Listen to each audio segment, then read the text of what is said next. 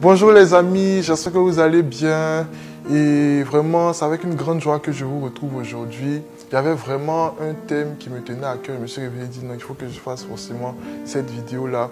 Et en fait, je voulais qu'on parle aujourd'hui de l'amour. Comme moi, je sais que souvent, tu as souvent donné, tu as souvent essayé de faire de ton mieux avec les autres, être un peu plus gentil, être un peu plus attentionné, être bon avec tout ce qui était autour de toi. Mais les retours que tu as eus à ces bons comportements-là étaient vraiment méchants. Et aujourd'hui, en fait, je voulais lire la Bible. Amen. Je voulais prendre la Bible dans le Matthieu 5, versets 46 à 48. Donc, je lis. « Si vous aimez ceux qui vous aiment, quelle récompense méritez-vous? Les publicains n'agissent-ils pas de même? Et si vous saluez vos frères, que faites-vous d'extraordinaire? Les païens agissent de même. » Amen.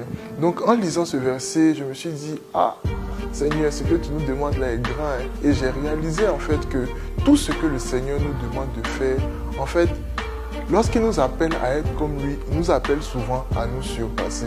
Parce que je sais que comme moi, tu as beaucoup lu ce verset qui dit aime ton prochain comme toi-même.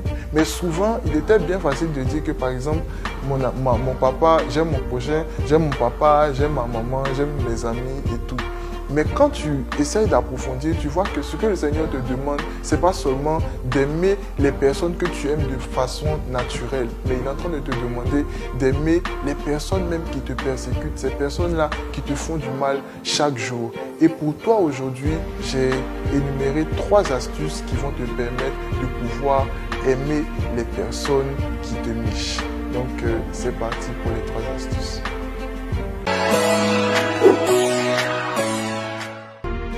Donc la première astuce, c'est d'abord de reconnaître. Dis avec moi reconnaître. Reconnaître que la personne nous a fait quelque chose qui nous a fait mal.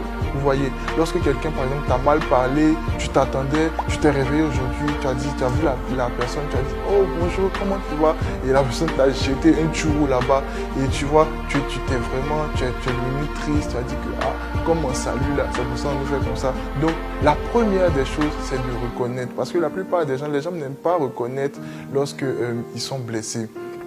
Donc, il faut reconnaître que tu es blessé. La deuxième astuce, tu dois décider d'aimer cette personne-là. Cette personne qui te fait du mal au quotidien ou bien qui est un bourreau pour toi, qui te fait vraiment des choses que tu n'aimes pas. Tu dois décider d'aimer cette personne-là. Je sais que ce que je suis en train de te dire est peut-être très difficile, mais le commandement même que le Seigneur nous donne, en fait, il n'est pas seulement pour lui être agréable, mais il est aussi pour ta délivrance, pour ton bien-être et pour la vie de tous les jours, tu vois. Donc, il faut décider d'aimer cette personne-là.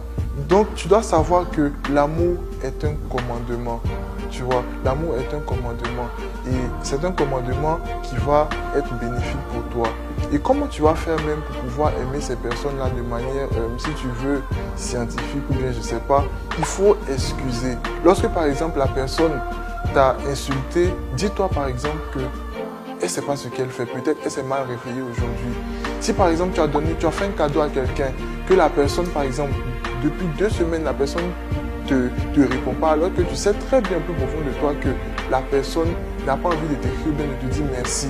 Toi, trouve des excuses. Dis-toi par exemple qu'elle est très occupée et sûrement que ça lui est sorti de la tête de dire merci, tu vois. Mais ne reste pas attardé sur la chose, sur le tort que la personne t'a fait. Ne reste pas attardé dessus. Parce que peut-être la personne qui t'a fait le mal, là, elle est quelque part, elle est en train de vivre, elle est en train de faire la belle vie. Mais toi seul, tu es assis avec ce poids-là sur ton cœur.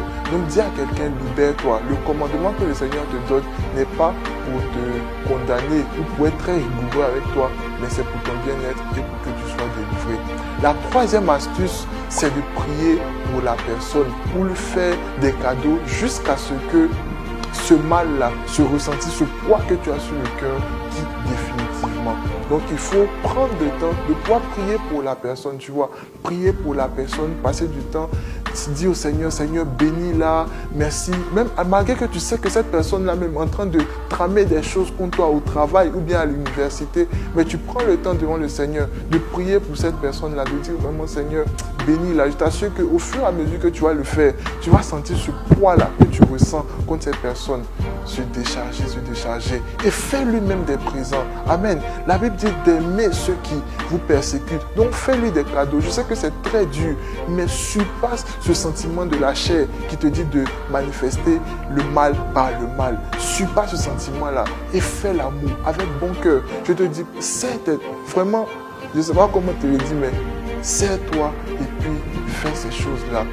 Soit aime tous ceux qui sont autour de toi et tu vas voir que tu seras complètement libre et tu vas sentir la paix autour de toi. Sois puissamment béni et j'espère que tu as été édifié. Partage, aime et à plus.